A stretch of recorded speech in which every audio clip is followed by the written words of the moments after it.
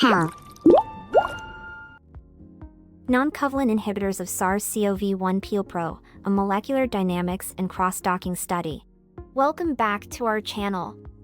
Today, we're diving deep into the fascinating world of molecular biology and drug discovery, specifically focusing on the papain-like protease, or PLpro, from coronaviruses. This enzyme has become a crucial target in the fight against viral diseases, including COVID-19. Let's explore the research conducted by Castillo Campos and colleagues, which provides insights into potential inhibitors derived from naphthalene compounds. Zoonotic coronaviruses, particularly SARS-CoV and SARS-CoV-2, have posed significant global health challenges. The PLpro enzyme plays a vital role in the viral life cycle, making it an attractive target for drug development. Understanding how to inhibit this enzyme can lead to effective treatments for coronavirus infections. The researchers employed advanced molecular modeling techniques to study 67 different naphthalene-derived compounds as potential non-covalent inhibitors of PLpro. Here's how they approached the study. Molecular docking. This technique predicted how these compounds would interact with the PLpro enzyme. The docking calculations provided insights into the binding orientations and affinities of the ligands. LIG-RMSD and interaction fingerprints. These methods helped analyze the recurrent interactions between the PLpro residues and the chemical groups of the ligands, revealing crucial structural characteristics. Gaussian accelerated molecular dynamics, GAMD. This innovative approach allowed the researchers to sample multiple conformations of the PLpro binding site, enhancing the understanding of protein flexibility**. Now, let's discuss how the materials were prepared. The study focused on 67 naphthalene-derived compounds, each identified by a unique code based on their source. Here's how they were categorized. Compounds A and D, containing a benzamide. Compounds B and C, featuring a piperidine ring. Display a simple table showing examples of compounds and their structures. The next step involved preparing the SARS-CoV-1 PLpro structures. Researchers obtained three-dimensional crystallographic structures from the protein data bank. This preparation included optimizing models, assigning missing atoms and adding hydrogen atoms.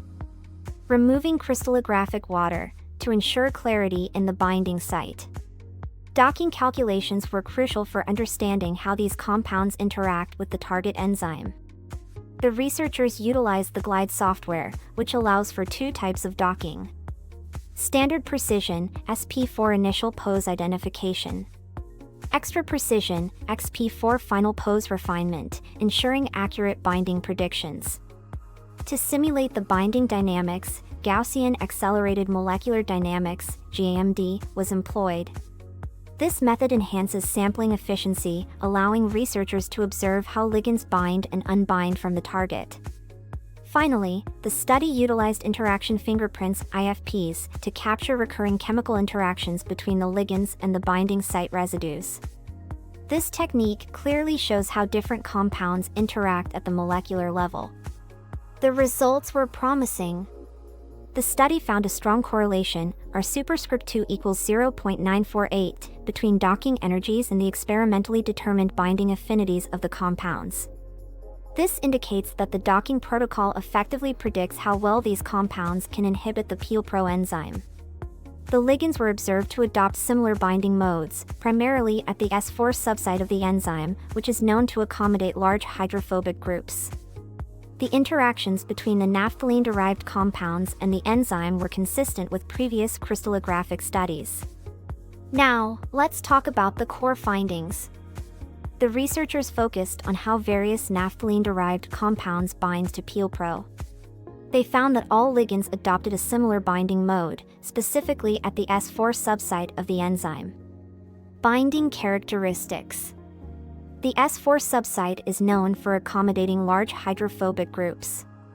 Previous studies confirmed that certain chemical groups can fit well in this pocket. The docking results indicated that the naphthylmethylamine group could occupy different positions within the S4 subsite, which is crucial for understanding how these compounds can inhibit the enzyme. Next, let's discuss the correlation between docking scores and experimental activities. the researchers aim to establish a strong relationship between predicted binding affinities and actual inhibitory effects. Initial findings. The correlation using rigid docking was weak, or superscript 2 equals 0.144. Improved methodology. By incorporating flexible receptor binding sites through Gaussian accelerated molecular dynamics (GAMD) simulations, the correlation significantly improved to our superscript 2 equals 0.948. This means that the new approach provided a much better understanding of how these compounds interact with PLpro, leading to more accurate predictions of their effectiveness. One of the most exciting aspects of this study is the emphasis on the flexibility of the binding site.